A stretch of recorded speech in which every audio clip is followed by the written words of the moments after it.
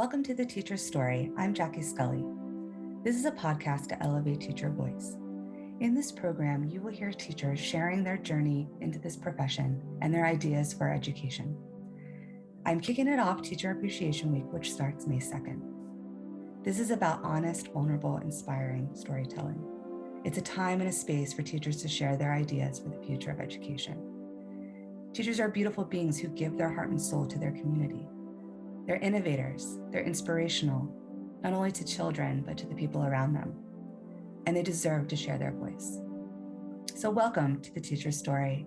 Enjoy. Hi, welcome to The Teacher's Story. I'm Jackie Scully, and today we have Matt Gilhooly with us. Matt is a good friend. He is a fellow podcaster. I was on his podcast, The Life Shift, just recently in December, and I just really enjoy connecting with Matt. He is a great guy, great podcaster and host.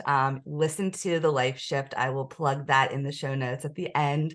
It is a great podcast where people just share their huge moments in their lives, big transitions and those life shifts. And it's just a very human story. So I have Matt here today because he is a fellow educator and he works in higher ed at a for-profit school. So we are going to be talking about education, not just podcasting today. So thanks, Matt, for being here. Thanks for having me. It's always fun to be on the other side. I know. I love it too. So your background is in communications, but what led you into education? Well, actually, my newest background is communications, Yes. but I got my MBA in early 2000s and worked for a couple startup companies and, did operations and I like the startup feel because you get to do something different every day and you get to learn something new. And so it was very much about, I didn't stay at a place if I felt like I wasn't learning. So I think there's always that kind of connection to education. And so after that, I was moving back to Florida from Boston, and I just on a whim applied to work at a local college here in Orlando and to teach in the business program. And that was 2008, and I'm still doing it. I left for a little bit and moved away and had a little sabbatical, if you will. But I teach in the business programs at the school and teach like leadership classes, personal branding classes. And most of these students are looking to not necessarily have a traditional business degree, but work in entertainment and media. And so we try to create curriculum that aligns with the real world and what they're going to do versus, what a textbook says or leadership theory or those kind of things. That's great that it's like so practical and like kind of hands-on in that way. What is maybe either a story or an experience in the classroom that you'd like to share, maybe early on, or it could be something recently too? Early on, I was teaching on campus and online. We had just launched an online program in 2008. And so now we're well into it and we've adapted and we've done really amazing things in the online space to make it mimic the campus experience. Campus for me was interesting because our school runs on an accelerated program. So our semesters are 4 weeks long. And so when we were on campus for 60 hours a month. And so that meant we were in the classroom 4 to 8 hours a day talking on the same topic. And so that presents a different challenge because we as humans really can only digest so much information and process it and then remember it for the next day. Yeah. And so it was an interesting experience because I was able to work really closely with the group of students and kind of flip the classroom in a way as we all come in prepared and we do project-based learning activities in the classroom because again, we want to go on the practical side. And so I was teaching like a finance type class and no one wants to take a finance class to begin with. And honestly, you're not studying and like no one's remembering like ratios and things like that. It's just something that you'll always kind of look up, right? And so we had to find a way that would relate the topic to a student that just wanted to be, an artist manager for a music artist. And so we would do really in-depth budget assignments, which doesn't sound really exciting, But if the students walk away from those activities understanding that there's more than just the money coming in, and that there are these recurring expenses and single expenses and taxes and things that they need to consider moving forward, those were the exciting activities. Those were the time periods in which the light bulbs kind of go off and you're like, oh, it's not just me making a lot of money. Because I think a lot of students are like only focused on the income that they're going to make and don't really realize that if they want to start their own thing, there's a lot that goes into it. And so these 4 to 8 hour classes actually were palatable because we were able to do more project-based learning, light bulb moments, me walking around and not just, the sage on the stage, but rather the guide on the side. I like my little rhymes for you. I love it. Yeah, I think this is really neat to have so much time with students, like in one setting. And we'll get into this later because I often talk about schedules, like in school.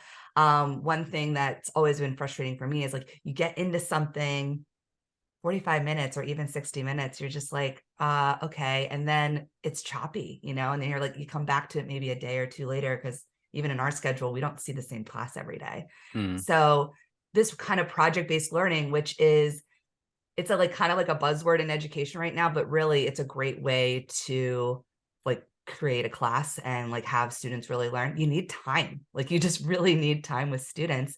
And I think learning finance in that way is great because you're just like, let's actually see what this would look like in the real world. What are the things you would have to go through? Like, how would you problem solve and really like get into like a deep dive into it instead of just all of like, let's learn all about the math behind it or the jargon and all of that and like take a test, right? So did you find like your students really learned in this method in this way? And like, did you ever get like feedback from them about like how they liked these projects? Yeah, I mean, I think there's a balance, and I think you probably see it in, your level as well. The student has to show up, not physically, but also not just physically, I should say, but also mentally. They need to want to do the activity, right? And so, in a traditional sense, you might see a budgeting activity in which, to your point, it's kind of more the math. It's here's a list of expenses, figure out where they go, how much you're going to end up with, what's your profit, what's your loss, whatever those may be. But in this sense, if the student came in with a true direction of where they wanted to go when they graduated, what they wanted to do next, we were able to take that and then go, okay, so this is where you are. These are the things you need to consider. And then they had to go find the resources that would support the numbers that they put on the budget. So if we had a student that was truly devoted to what, like truly wanted to make their dreams come true, right? Mm-hmm. Then it was of value. Of course, there's always going to be a student that comes in and just doesn't care. And you do your best for that. But, the students that really cared are the ones out there doing the job that they initially started school for. And so, yes, the value of that. We actually had a personal finance section of that course, which I thought was probably the most eye-opening for a lot of students. And we had them read an older book written in, I believe, the 30s called The Richest Man in Babylon. Mm. And it's a short little book, but it had practical parables, if you will, of stories of how they could start thinking about their own personal finance. And then to that point, many of the students were 18 to 30 and had never really thought about finance. Mm. So if nothing else, they walked out with the idea that perhaps I should start saving. Perhaps I should pay myself first. Perhaps I should be aware of the money that's coming in and going out.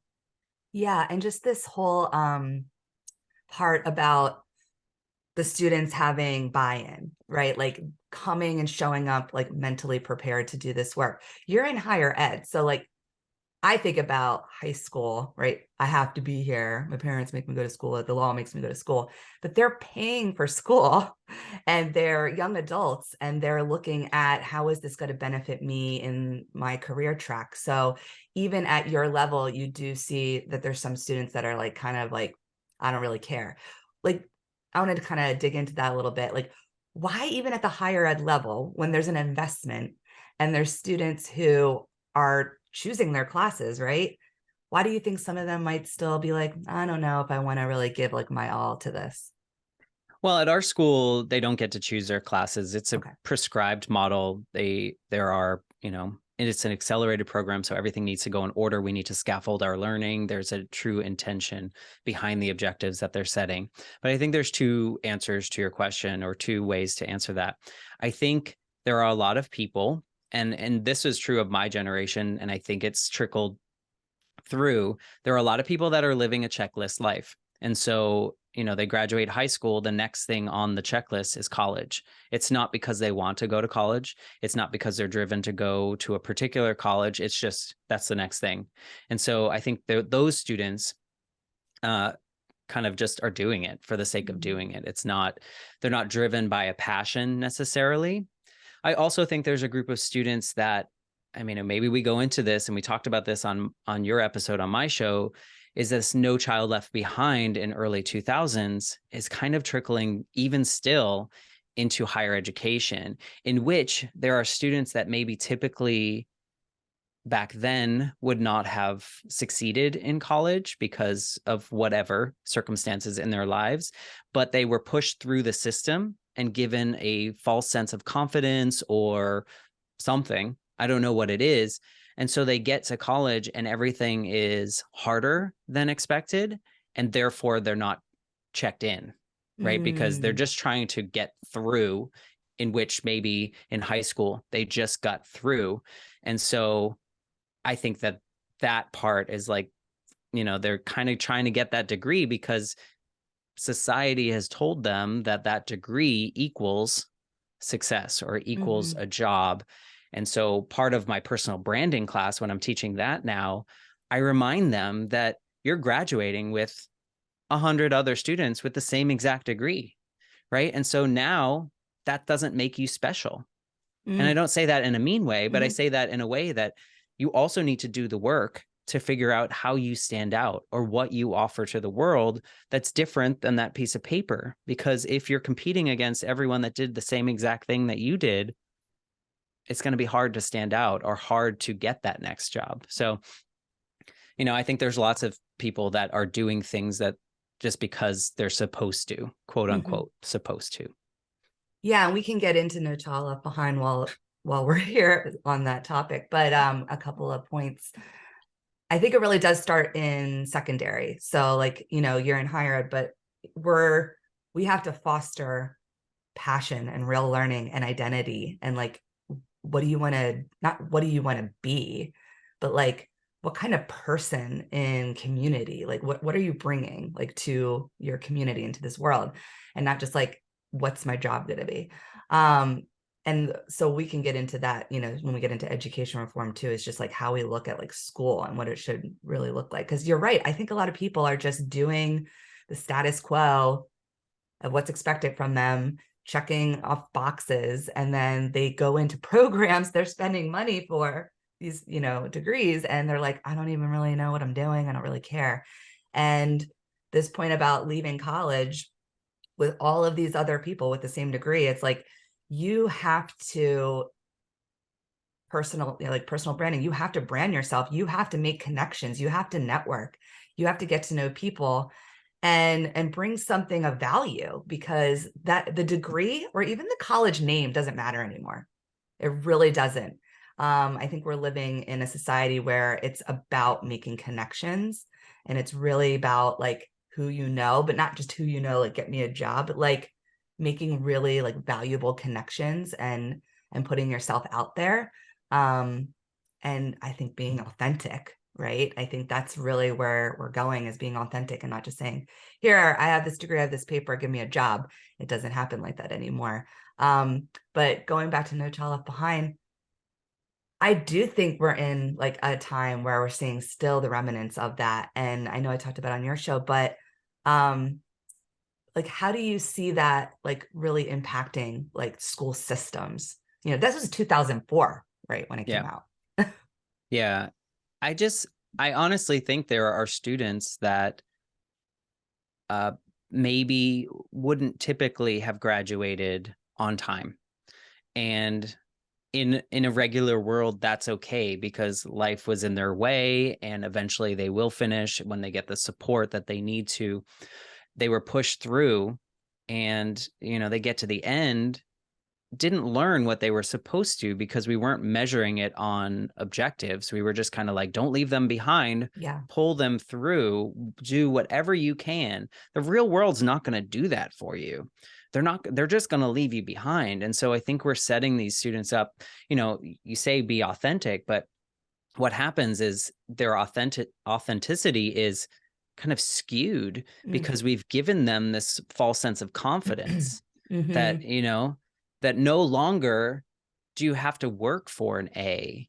No longer is C average and okay. Like, we need to celebrate the fact that not everyone is a top-notch student, and that's okay, because not everyone has the time to devote to it, or the skills to do it, or the care, or the desire. And then that C's are average and are passing and are okay. But what happens is, if you make that typical C student an A student, Mm-hmm. because our emotions get in the way or any of those things, people like myself, when you get to college and you grade strictly on the rubric and the instructions, and the student doesn't produce the work that is required of them at that level, whatever, 100, 200, 300, 400 level, then you get this argument from the student saying, I'm an A+ student. And Mm. so, as teachers, I think we need to go back to creating activities based on these objectives, and like, what do we need to see to know that you've met this objective? And if the student doesn't meet it, then sure, we can do remedial things, but we shouldn't just be like, oh, well, it's a Mm-hmm. B. Mm-hmm. Really, it's an F, but I'm going to give you a B, because Yeah. I think we're letting these emotions come in, and we're not really sticking to, like, these are the actual criteria that we need to meet Yeah. to hit that objective. So I think that's kind of built this breed of student. Not every student's like that, Mm-hmm. obviously, but I think it's built some students to give this false sense of confidence in their abilities, Yeah. which then makes me the bad guy. Yeah. And they're let down. They get to college or they get out into the workforce and things don't happen instant gratification or all the affirmations all the time. And they get let down. And I could see that being a place where then they don't know how to handle failure. Like they don't know how to Mm-hmm. handle adversity. And I do think we have a generation that's very entitled in many ways, nothing to do with money, because I've seen it in different socioeconomic brackets. I've taught in many different schools and in that area. And the entitlement is, I deserve an A. Like I should get an A. I should get praise constantly, and I don't have to do that much for it. And the work ethic has really like gone down, and the sense of Mm-hmm. like being independent. Cause I've heard this from when I was in grad school from my professors who taught undergrad in the education department. They're like, these freshmen come in and they're like basically still being, they're holding the hand of their parent. Like they don't know how to do things on their own. They're not independent. And they expect a lot from the professors as far as like constant feedback and just again, constant like, how am I going to get an A? They've even asked for extra credit Mm-hmm. at Yeah. the college level. I could not imagine if I was in college asking for extra credit from a professor. And kind of moving into my next part, and because some of this, what we're talking about, will lead into like what we can see change in education is, how about during the pandemic, teaching during that time and the challenges, with that, or anything that was like maybe a lesson or aha moment for you, or maybe it's tied to some of the things we're talking about now too. Honestly, by the time the pandemic rolled around, I had moved into solely teaching online Mm. and kind of was in very much a regular routine. And from the teacher side and the student side, I would say, for the most part, not much changed on our side, fortunately. Naturally, people were getting sick and things, we had to give extensions. It's hard in my space when your semester is 4 weeks long. It's Mm. hard to give an extension, right? Yeah. Without a student getting behind, Yeah. because after those 4 weeks, they move into their next course or their next set of courses. And so Mm-hmm. if you're behind, like, at what point does it catch up with you that you're so far behind that, you're still doing last month's work when the current month is ending? Mm-hmm. So we had a little bit of adjustment period as it relates to that, probably more not withdrawals, but people just taking that month off and starting again when they felt better, because Mhm. that's just a better experience for someone than trying to catch up on Yeah. such a compressed time period. So fortunately for me, my life didn't change too much in the sense of teaching. I was still able to do everything I was already doing. I didn't Yeah. go to the office as much. And, but, I was able to grade the work just as efficiently, do the Zoom sessions. We have more of an asynchronous experience than we have of a synchronous. We offer the synchronous experience, but students can choose to do it. They can watch an archive or something like Mm. that. A lot of the learning is through the resources and the things that we've already created, so they can have that asynchronous experience and not so lecture based, especially for online students, because most of our online students are working full time. So Okay. the setup is a little bit different. So I was fortunate in that sense. Mhm. Our campus shut down, and so our campus teachers had to do more adjustment of the live sessions to equal, they're just set up a little bit differently. So I was fortunate, and I Yeah. think our students, I don't think we saw much of a downfall in our student work or anything like that. I think it's pretty standard. Okay. And just thinking about like now year three, so maybe like in this current year, have you seen any difference in your students maybe coming out of high school that went through like the pandemic, kind of closing down, working at home, virtual? Did you see any like change in your students I from think the beginning to this time? I think our students were, or maybe are more accustomed to extensions now and not asking ahead of time and just kind Yes. of expecting things. And so, at the college level, I try to impress upon these individuals who could be 18, they could be 60, they could be 70, they could be any of those ages in between. And I try to just impress upon them that this college experience should be like a work experience. So if you weren't going to go to work one day, you probably would tell someone ahead of time and Yeah. not 3 days later or something along those lines. So I think that, I try to impress upon them that there is a professional responsibility to be a student and to respect my time and what I'm trying to offer you. And if you're Mhm. turning in things late, that's affecting other students. And so, you know, I think that the students now post pandemic maybe are a little bit more relaxed in the sense of approaching schoolwork. Maybe it's not as important to them as before. Maybe it's an afterthought. I'm not sure. I think the quality is about the same. I don't Okay. think to your question of like incoming high school students, I don't know that our quality has changed too much, but I am also, the classes that I teach are farther along in the program. They're not Okay. right away. They're in like maybe later in the first year, Yeah. or some just closer to graduation. So Yeah, we have definitely seen that issue with extensions. I think there was a lot of grace given, as it should have been in the height of the pandemic, but then it's like trickling into like now year three, and it's like, mhm. oh, yeah, I really can't do this. Or like there's like this sense of just like very relaxed, kind of like, I'll get there when I get there. So I try to do the same thing. I'm very like upfront with them. Like if you need an extension, I will give you one if you communicate with me, Right. in advance notice, and you can't take advantage of it. So you And there's can't also a ask it for every penalty. project. Yeah, there's a penalty, right? Yeah. Um, yeah, unless it's like a family emergency or something else, which usually in my situation in secondary, I have like a Mhm. parent contact. Um, you know, that happens, but you can't be just doing it late and then think that it's going to be, something granted to you and there will be late points taken off. So you just have to be upfront with them.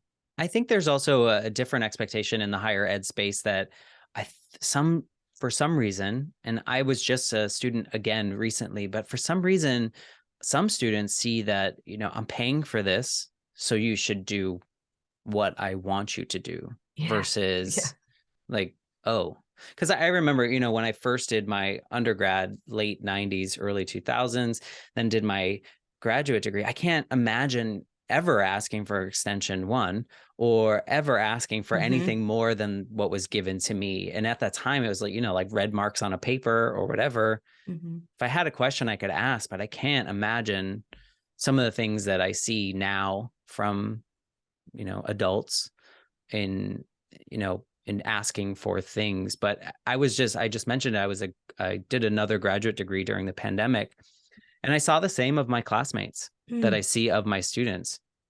And so I think it's also trickling now up into grad mm. school as well. Wow.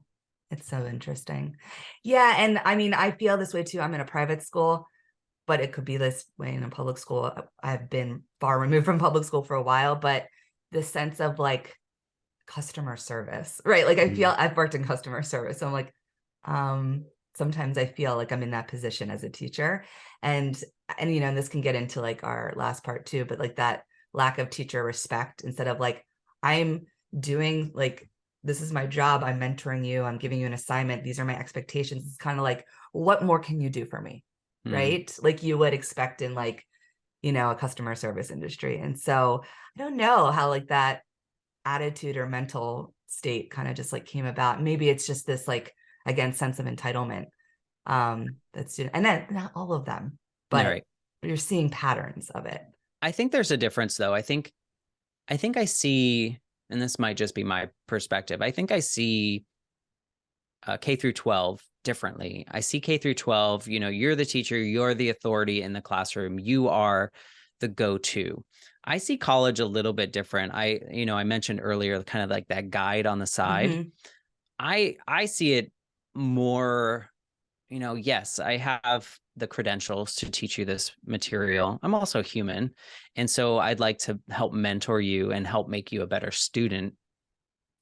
I don't necessarily see it as, the traditional, if we watch old movies of college and there's like a lecturer at the Right. front forever and then nobody, and then everyone just leaves when the bell rings. Yeah. I see it more as a walk around, as a reach out, as a human experience, but also to your point, there should still be that respect level. Mm-hmm. And I think that should be true of any human to human Mm-hmm. interaction, not just the fact that we're teachers, right? Right. Right.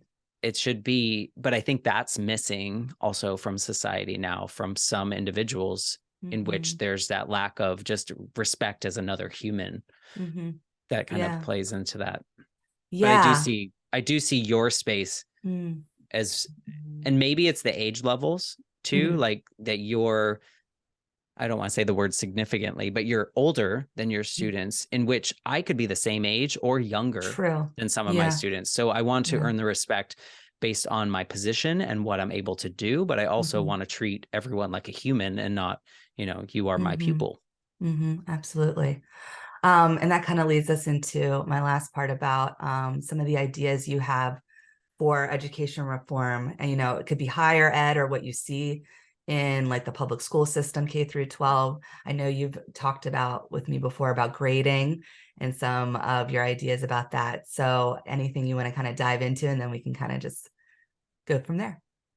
Sure. I mean, I think, grades I don't think they're going anywhere. So I don't know that we No. can do anything about that. And people are very much wanting to know a level. They want to know, how they compare to others or the expectations or whatever that may be.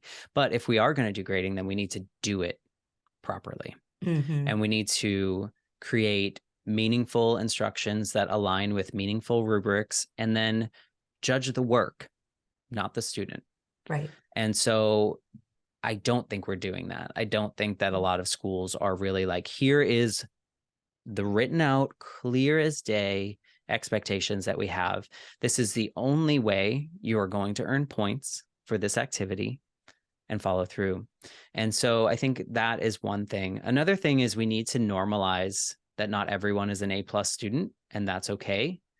And not everyone is college bound, and that should be okay too. There are far more people, I think, getting trade education or getting some kind of technical education that are immediately making way more money than college graduates. And I think we need to also say that that's an option, and that's something that should be celebrated and something that we Yes. could go towards. And not everyone needs to get a liberal arts degree. Everyone, Mm. we need to just normalize the fact that college is not the end all be all for every single person. And it also does not equate to success, right? It doesn't guarantee success. There are many, many famous, successful, or not famous, any, successful people that do not have college degrees, and they learned by doing, or they learned in a different way. And that's okay. I talk to people on my podcast about like the journeys that they've taken that are not that prescriptive model, that checklist model that I mentioned earlier. And they're super successful because they didn't feel boxed in by whatever that society requirement was of them. And so we just need to celebrate that more, but also on the grading side, just hold student work accountable to what was expected and celebrate learning from failure. I mean, that's where I learn the best, right? Is I make a mistake. I'm not making that one again. If there's a consequence to that mistake, that's when I learn. If I'm skating by and it's kind of excused every time and it's like, oh, well, you still got 100 or you still got into this, even though you did this wrong, then I'm not going to, it's not going to stick with me. Right. But if I get some kind of consequence to making a mistake, and you're in a safe space, like school should be the place where you make the mistakes. Colleges should be the place where you make mistakes so that you don't do it when you're like on someone else's dime. True. Yeah. Yeah. And I've talked about this often too, that I would love to see a culture in our country that is not all about academia. Like we need to look at the workforce, career path as all these different possibilities, like VOTEC programs, in every school, and really like, fostering this culture of like the trades are great. Like you can be super successful, make good money, but also have a very specific skill that will be needed. And I was just saying to someone yesterday, take the recession, right? A time period where a lot of people get laid off, and, maybe in whatever industry you're in with your degree, that job doesn't exist anymore. If you're in a trade, you can take that with you through those difficult times. And it's something that will always be like, even if you don't do it forever, but you can fall back on it. And so this needs to be talked about in schools, like promote it, have the program, but talked about, and not necessarily college. It's also really hard to change parents, their mindsets. Like, I don't know how you get them on board with that too. So, I mean, it does start with the schools being able to have those programs and then communicate that and communicate the benefit to students and parents. It's not going to happen, at least where I'm at right now, because we're a college preparatory school. But at least in the public school system, I still think it is still this huge push for college. The counselors, that's what they're pushing, So like if we have a counseling program in schools, we should also have, there's counselors that help you with classes and things like, what do you want to get into after, high school? And then there should also just be a counselor for like mental health, emotional, right? They kind of combine the two, and it's like, that doesn't really work either. But the counselors who are working with like, where are you going to go after high school? They should be promoting the trades or like VOTEC programs. So, there's a shift, I think, that we need to see just in the culture itself. Right now, I think that could be a possibility because college is so expensive. Yeah. And everyone has so many student loans. And it's like, why are we still promoting this? Well, I mean, I think that goes back to high schools and middle schools need to teach more about finance and understanding money, because I think there are a lot of people that take loans that don't understand compound interest, don't understand that you must pay it. And when you take out a $50,000 loan, you're not paying $50,000 back. You're paying a multiple of that. Yeah. And so understanding that, I think there are still students that will sign up for college that don't understand it, or they have this false sense that when they graduate, the day they graduate, they'll get $100,000 job immediately because they just graduated. And so I think if we can add that to also celebrating mental health and understanding that failures are not failures, but learning opportunities throughout, even to the sense of your school being a college prep school. I'm sure that, all of them, you want to get them to college, but if they get to college and they realize that college is not the space for them, that also needs to be normalized, that it's okay to Yeah. not, like, find your path, take a gap year, explore something, take a different type of, like a 10-week class on something you're super interested in. Maybe that's the avenue you go, and just being okay that, there's not one path that everyone should take. Mm-hmm. Mm-hmm. I actually am seeing more students do the gap year Mm, from high school, or like a gap semester from high school to college. Like they might have, already applied and they're in, but they take that time. Maybe it's to work. Like I know some students who just work and they just want to have that independence, be working, doing that just before they get right into college. But yeah, I think that needs to be normalized, of like, change is okay. And it's okay if something doesn't work out. And it's okay that in your mind, or maybe in your parents, mindset of like, this is what you're going to be. If you don't want to do it, that's okay. Um, it's okay to leave college. Like that is an important conversation. Like you could have tried it and been like I wished that happened to some of my friends that I knew, and they went like the hard route where they tried to push through it, and then they end up never using their degree, right. and they have, that money to pay, and they like were more lost actually later on in life, Mm. which is like, that's really sad, so we're not really setting people up for success if they're going to be lost in their 30s or 40s because they tried to do this track and it didn't work out for them. But also, to that point, I think maybe that it just wasn't the right time, right? A Yeah. lot of us, sometimes we need to live our lives and do certain things to realize the value that college could bring to us. Yeah. Maybe had we not, and then like gone back and gone at 30 something after living some more of life and like being an adult on your own and learning Mhm. things and figuring out, oh, I hate that industry, or I really love this industry. And then you go to college and you're like, everything makes sense. Everything's Mhm. aligned. We don't have to be 18 and determine the rest of our future by jumping right into college. So sometimes it's just not the right time. That's so true. That's so true. And there's nothing wrong with just working a job. There's nothing wrong, in your young adult years, just working like a regular job. Where I worked in retail, I worked in Same, restaurants. If I same. did that through my 20s, if I didn't really know what I wanted to do, like I did know I wanted to go into education early on. So I was, kind of fortunate in that it did line up. But if I didn't, like that's okay. Like you can live in an apartment with roommates, and you can have your job, and work full time, and just make it, and that builds resilience, and that builds your independence, and that makes you, I think, a stronger adult, so that if college does come back into your life, like you probably would be much more ready for it at that time. But yeah, normalizing even just like regular day jobs are fine to have. Like just support They teach you a yourself. lot. They They teach do. you. I think real world often teaches us way more than some Yeah. particular classes, right?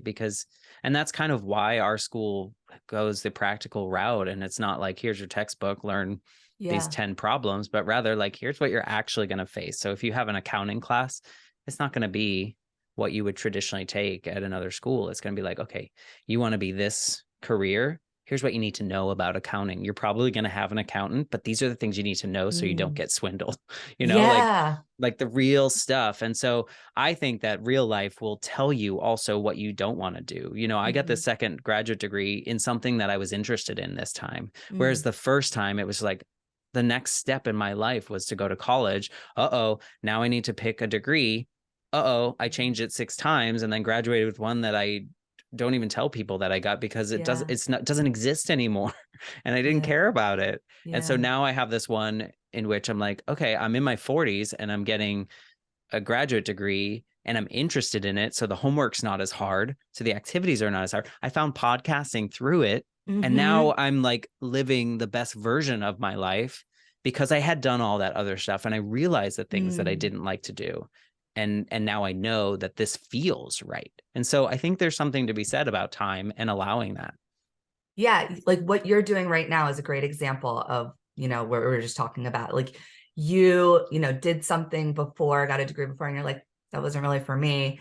And then you did this in your 40s during the pandemic, and you really were into it. And then you build a beautiful podcast from that. And this is, this is what it's all about. Life is your greatest teacher. And then there's like some quote that's out there. I did not come up with that. But it really is like, it just teaches you the hard lessons and like finding yourself and like truly like what lights you up. And if it happens like later in life in your 40s, so what? That's awesome. You know, it doesn't matter when it happens. If it happens, it's great that it happened. Yeah. I think, that kind of just goes back to, we have these expectations in school. I think they should be levels. There should be grading. There should be all that. But we also should not put the pressure on students that they have to do it a certain way, that they have to do life a certain way, I should say. And I think at least I felt like I had to go a certain direction. And if I didn't, like I Yeah. wasn't doing it right. So, there's like two sides of it. It's like when you're in school, hold them accountable, do what you need to do. This is your assignment, grade it as such. If you're a C student, congratulations. You're a C student, Yeah. it's fine. Yeah. Find your journey, find your life, and figure that out, what makes you happy. Yeah, absolutely. No, I agree. Like school, there's structure for a reason, right? There's time management, there's all of that, but there does need to be space to have these conversations and even programs like we were talking about with VoTech to really inspire students to figure out their own path, and not that there is a right way to do it, and not compare yourself to other people. That's another thing that we try to have Good conversation luck. about. It's very hard to do that and to teach that, but yeah, don't compare yourself to other people or your parents or anything else. This has been great, Matt. I have really enjoyed our conversation. And will you want to share with my listeners like where they could find you and a little bit maybe more about your podcast or anything else you want to share? Sure. I'll always talk about my podcast because it's my favorite thing. My podcast is a life shift podcast, and I talk to people about the pivotal moments that have changed their lives forever. It actually stemmed from losing my mother when I was about 8 years old, and how my life was drastically different from, day one or the day before, and then the day after. It was 100% different. And so I always thought, like, do other people have moments like that? And it seems like they do. And so I like recorded like 50 something episodes now, and just kind of keep on going with that. So you can find any information about that at www.thelifeshiftpodcast.com. So all that's there. And then you can connect with me on LinkedIn, and Jackie can share that link in the show notes because I don't have that one memorized at the top of my head. But happy to connect, talk podcasting, talk education, talk, I don't know, whatever you want to talk about, food. Yes, definitely connect with Matt and check out his podcast, The Life Shift. It is amazing. I love it. And he does have an incredible story that he shares. I forget which episode number Episode that. 11. Episode 11, Matt's story. When I listened to it, I was so moved. And I was moved also by just how much you shared in your vulnerability. And that's really a big theme of your podcast. And I really appreciate Yeah. it. We need to have human connections. Your show Yes. does this as well, but you're, focused on teachers and what's their story and how they get there. And, I think the more we share our stories, the less people will feel alone. Great way to end this too. Thank you so much, Matt, and happy holidays. And we'll be, of course, chatting and sharing as always. Thanks for having me. Bye. Bye-bye.